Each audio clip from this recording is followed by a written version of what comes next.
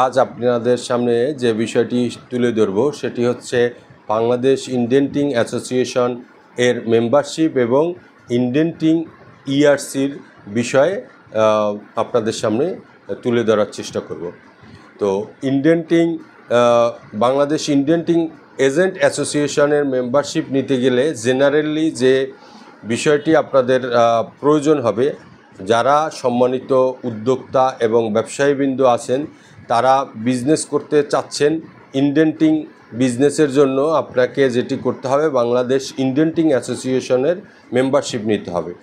এবং আপনাকে ট্রেড লাইসেন্সটি সংগ্রহ করতে হবে সিটি কর্পোরেশন থেকে। অবশ্যই ইন্ডেন্টিং এজেন্ট ব্যবসার ধরনটি অবশ্যই থাকতে হবে। তো যেখানে আপনি প্রথমে ইন্ডেন্টিং ট্রেড লাইসেন্স সংগ্রহ করলেন, এরপরে অ্যাসোসিয়েশনের জন্য মেম্বারশিপ হওয়ার জন্য আপনি জমা করবেন।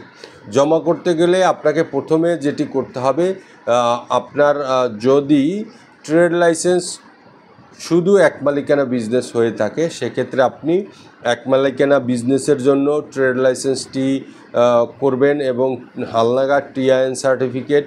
সহ আপনার ছবি, ভোটার আইডি দিয়ে আপনি জমা করতে পারবেন। আর যদি লিমিটেড কোম্পানি হয় সেক্ষেত্রে যেটি আপনাকে করতে হবে, এই লিমিটেড কোম্পানির incorporation 12 form, memorandum, up to date certify copy করে এর সাথে হালনাগাদ ট্রেড লাইসেন্স, টিআইএন সার্টিফিকেট এবং যে ব্যাংকে আপনি লেনদেন করেন কিংবা এই প্রতিষ্ঠানের অ্যাকাউন্ট রয়েছে সেখান থেকে একটি প্রত্যয়নপত্র নিতে হবে। এই প্রত্যয়নপত্র সহ এবং আপনাদের অফিস ভাড়ার এগ্রিমেন্ট, অফিস যদি নিজস্ব হয় তাহলে দলিলের কপি, আর যদি আপনাদের নিজস্ব না হয় সেক্ষেত্রে আপনারা অফিস ভাড়ার চুক্তিপত্রটি দিতে হবে। এবং যারা পার্টনারশিপ বিজনেস তাদের ক্ষেত্রে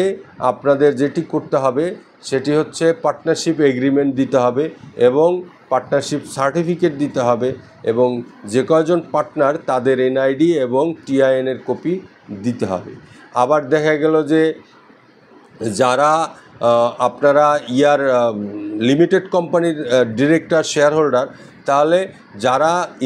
ইন্ডেন্টিং এজেন্ট অ্যাসোসিয়েশনের মেম্বারশিপ নিতে চাচ্ছেন সেক্ষেত্রে আপনাদের যেটা করতে হবে, সকল ডিরেক্টর এবং শেয়ার হোল্ডারদের এনআইডির কপি এবং টিআইএনের কপি দিয়ে এরপরে নির্ধারিত ফি দিয়ে আপনি আবেদন করলে আশা করি আপনাদের বাংলাদেশ ইন্ডেন্টিং অ্যাসোসিয়েশনের মেম্বারশিপটি আপনারা পেয়ে যাবেন। এরপরে আপনাদের যেটি করতে হবে, এই ইন্ডেন্টিং অ্যাসোসিয়েশনের মেম্বারশিপ নেয়ার পরে আপনাকে রপ্তানি নিবন্ধন কিংবা ইন্ডেন্টিং সার্ভিস প্রোভাইড করার জন্য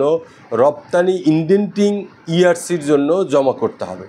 এখানে আপনাকে ওই যে মেম্বারশিপ নিয়েছেন এর সাথে হালনাগাদ টিআইএন সার্টিফিকেট, হালনাগাদ ট্রেড লাইসেন্স, হালনাগাদ প্রত্যয়নপত্র যেটি আপনি ব্যাংক থেকে নেবেন,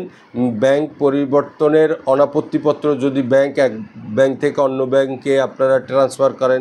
সেটা দিতে হবে এবং আপনারা যারা আবেদনকারী তাদের সবার এনআইডির কপি এবং টিআইএনের কপি দিতে হবে, অবশ্যই দিতে হবে। এবং আপনাদের ওই যে অংশীদারি চুক্তিপত্র, আর এইখানে একটি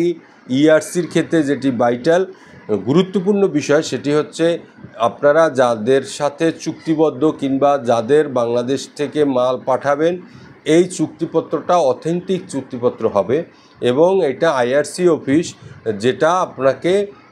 চেক করে আসলে দেখবে যে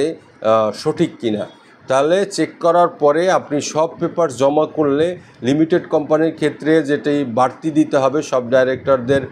এনআইডি, টিআইএন এবং 12 ফর্ম, এর সাথে দিতে হবে এই চুক্তিপত্রটি যেটি আপনার ইন্ডেন্টরের সাথে চুক্তিপত্র হয়েছে এবং